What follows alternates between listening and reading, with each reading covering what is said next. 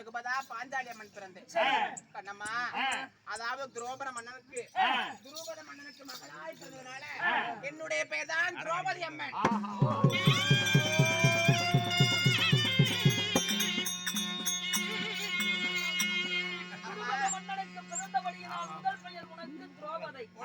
சரி, பாஞ்சால நாட்டு மன்னனுக்கு நான் மகளாய் பிறந்ததுனால என்னுடைய பேர் தான் பாஞ்சாலி அம்மன்.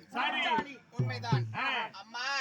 யக்கினியில் பிறந்ததுனால எனக்கு ஏக ஜானகி என்ற ஒரு பெயரும் உண்டு. உண்மைதான் கண்ணம்மா. இப்படியெல்லாம் பெயர் நாம கொண்டு நான் வாழ்ந்து வரும் காலத்துல என் தந்தையாகப்பட்ட பாஞ்சால நாட்டு மன்னன் 54 தேச நாட்டு மன்னர்களுக்கு நிருபம் அனுப்பினாரு. எப்படி தெரியுமா? அதாவது என் மகளாகப்பட்ட பாஞ்சாலி பாஞ்சால தேசத்தில் இருக்கின்றார். அப்படி என்று 54 தேச நாட்டு மன்னருக்கும் சுயவர ஏற்பாடு செய்து, அதாவது எங்களோட நாட்டுல வளையாத வில் இருக்கின்றது. அந்த வில்லை யார் வளைக்கிறார்களோ இந்த வஞ்சியாலை மாலையிடான்னு சொல்லி 54 தேச நாட்டுக்கு நிறுவனம் அனுப்பினாரு. யாரே என் தந்தையாகப்பட்ட பாஞ்சால நாட்டு மன்னர் தேசத்து மன்னர்களுக்கு நிறுவனம் அனுப்பி உங்களுக்கு சுயவரம் நடக்குது.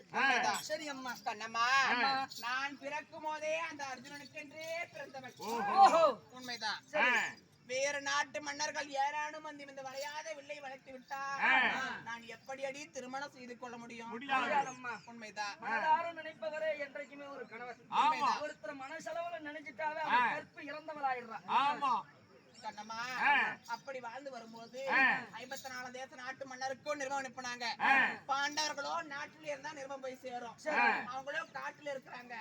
காட்டிலே இருப்பவர்களுக்கு எப்படி நிருபம் போய் சேரும் என்று சொல்லி அழுது புலம்பி அரண்மனையில் இருக்கும் பொழுது அம்மா என் தோழிமார்கள் ஓடோடி வந்து, அதாவது 5 ராஜாக்களுமே அதாவது அடியவன் போல வேடம் தரித்து உங்களுடைய நாட்டுக்கு வந்திருக்கிறாங்க அப்படின்னு சொல்லி முதலாக அந்த வில்லை யார் வளைத்தார் தெரியுமா? அம்மா, அந்த முதல் வில்லை வளைத்தவரோ பீஷ்மர். உண்மைதான். அப்படி அந்த வில்லை வளைக்க முடியல. இரண்டாவதாக அந்த அஸ்தினாபுரத்து வேந்தன், அதாவது துரியோதன மன்னன் தான் வளைத்தாரு. ஆமா, அப்பயும் வளைக்க முடியல. கண்ணம்மா, அந்த வில்லை வளைத்து இந்த வஞ்சியாலை மாலையிட்ட மன்னவர் யார் தெரியுமா? அடியத வாழையாதே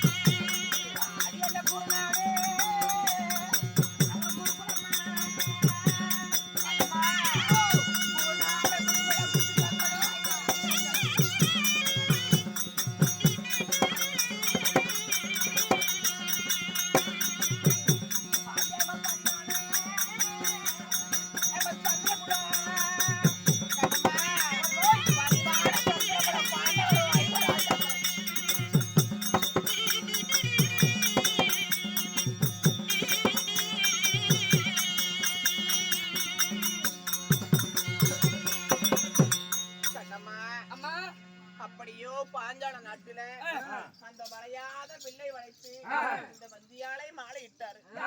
கண்ணம்மா, அதாவது குருநாடு குருகுலம் குந்தி மக்களோ 5 ராஜாக்கள், பரிவான சந்திரகுலம் பாண்டவர் 5 என்பார். அம்மா, 2 பேத்துக்கோ இளையவர், 2 பேத்துக்கோ மூத்தவர், நடு பிறந்த நாயகன், 11 பெயர் நாமம் கொண்ட முன்னழகு பின்னழகு என்று சொல்லுவாங்க. அப்பேற்பட்ட அழகன், அந்த அழகையே வர்ணிக்க முடியாத அரசனைத்தான் நான் மாலையிட்டேன். ஆமாண்டி, என்ன சந்தேகம்? 5 சாமி சத்தியமா? ஓமே சத்தியமா? ஏன் நான் ஜாவணும்னா? யாருமா பாக்கணும் இல்லையா? அந்த ஆனால் அழகு மன்னன் அந்த அர்ஜுனனைத்தான் நான் மாலையிட்டேன். இந்த வார்த்தை முன்னே சொல்லியிருந்தா ஒரு மத்தாளக்காரன் இல்லையா, ஒரு கொள்ளுக்காரன் இல்லையா, போய் அரசுண்ணியில கல்யாணம் அர்ஜுன மன்னன். ஓ அர்ஜுனன். உண்மைதான். சரி சரி சரி. கண்ணம்மா அப்படி அர்ஜுன மன்னனை மாலையிட்டு அதாவது என் கணவராகப்பட்டவர் என் மாமையாகப்பட்ட அதாவது குந்தியம்மா கிட்ட அழைத்து போனாங்க. அம்மா ஒரு அழகான கண்ணியை கொண்டு வந்திருக்கிறேன்னு சொன்னாரு. கண்ணி என்று சொன்ன வார்த்தை கனி என்று கேட்டுவிட்டது தாயினுடைய காதுல. அப்படி தாய் அழகான கனியை கொண்டு வந்திருக்கியா? ஐவர் ராஜாக்கு நான் பெற்றதோ 5 பிள்ளைங்க. 5 பிள்ளைகளும் சரிவர பங்கு போட்டு சாப்பிடுங்கன்னு தாயினுடைய வாக்கு. தாயினுடைய சொல். ஆமா தாயினுடைய வார்த்தையை மீறக்கூடாது என்று சொல்லி அதாவது ஐவருக்கும் தேவி அழியாத பத்தினி ரகுபதா பாஞ்சாலி அம்மனா சாட்சி அளிக்கின்றார். ஐவருக்கும் தேவையால் அழியாத பத்தினி பாஞ்சாலி. சரி அம்மா. கண்ணம்மா அப்படியோ நாங்க வாழ்ந்து வரும் காலத்துல நானும் ஒரு நாடாளக்கூடிய பெண்ணு. ஆயா என்ன அப்படி வத்தல பாக்க நாய நய நய நயன்கிட்ட கண்ணம்மா அப்படியோ இருந்தாலும் எனக்கு இந்த நாட்டிலே ஏற்பட்ட குறை எப்படி தெரியுமா? கண்ணம்மா நாடாளக்கூடிய மன்னனுக்கு நீங்க மகளாக பிறந்து அந்த ஆனாள் அழகண்ணா அர்ஜுனனை கல்யாணம் பண்ணி என்னம்மா உனக்கு கவலை? கண்ணம்மா எனக்கு ஏற்பட்ட நிலைமை எப்படி தெரியுமா? கண்ணம்மா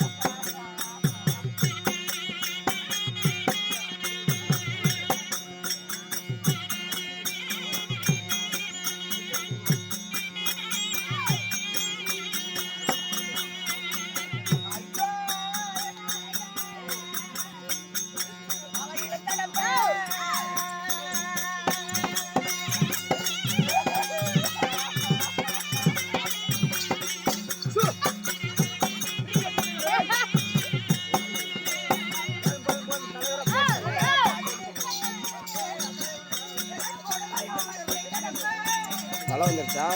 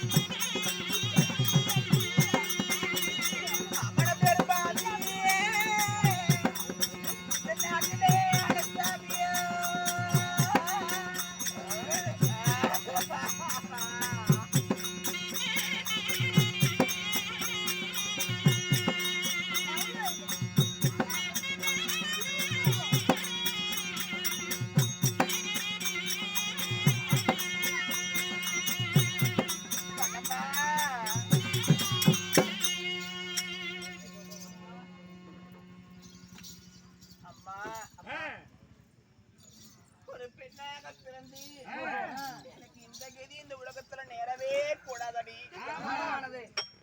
அம்மா அம்மா எனக்கு பங்காளிமார்களால எனக்கு பழிமோசம் நேர்ந்தது.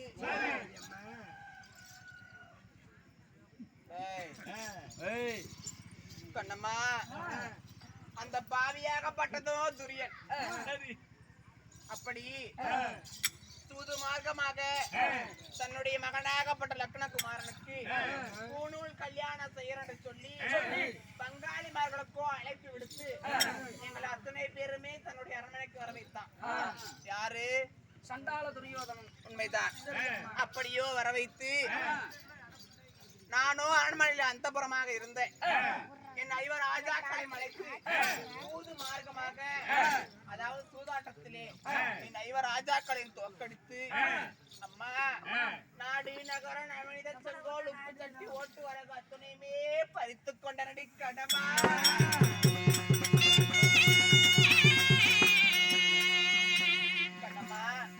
அப்படி நாடு நகரத்தை எல்லாம் பறித்து கொண்டாலும் தன்னுடைய மனைவி பாஞ்சாலியும் அதாவது பகடையிலே வைத்து நீ பகடையாடு என்று சொல்லி தூது மார்க்கமாக அத்தனையுமே தோக்கடித்தான் அந்த பாவி சண்டாளன் ஆகப்பட்டவன். அம்மா நானும் அரண்மனையில் இருக்கும் பொழுது தன்னுடைய தம்பியாகப்பட்ட துச்சாதனை விட்டு சூது ஆட்டத்திலே தோக்கடித்த மனைவி எனக்கு தான் சொந்தம் என்று சொன்னான். யாரு? உண்மைதான். அப்படி சொன்ன உடனே அந்த பாவியாகப்பட்ட துச்சாதனே கண்ணம்மா என் ஆடையை இழுத்து என்னை அவமானம் செய்தான். மன்னவன் தொற்று மலர்ச்சியோடும் இந்த கூந்தல எனக்கு மாற்றான் தொடி விதியாகி விட்டதடி கண்ணம்மா.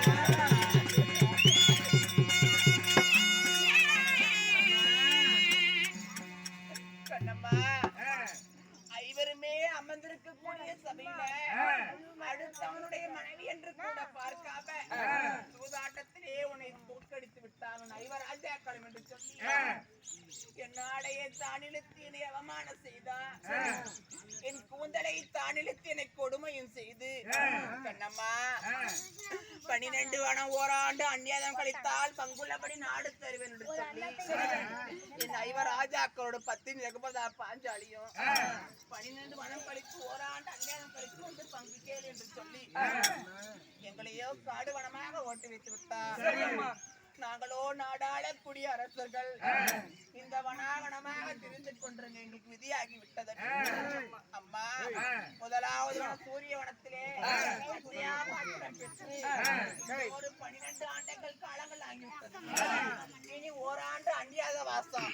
அந்நியாத வாசம் என்றால் உருவம் தெரியாமல் வாழ்ந்து வந்தால் தான் பங்குள்ளபடி நாடு என்று கட்டளை. அம்மா குரு பெரியோர்களுக்கு முன்னால அப்படி கட்டளையிட்டோ நாட்டை விட்டு வந்து 12 வருஷம் ஆகிவிட்டது. ஓராண்டு அந்நியாத வாசம் எப்படி கழிப்பது என்று தெரியாம இந்த காட்டிலே நாங்க தவித்துக் கொண்டிருக்கின்றோம். அம்மா அந்த புறத்திலே இருக்கின்றேன். யாரேனும் வந்தா அழைக்கின்றாயா? ஆகட்டும் தாய்.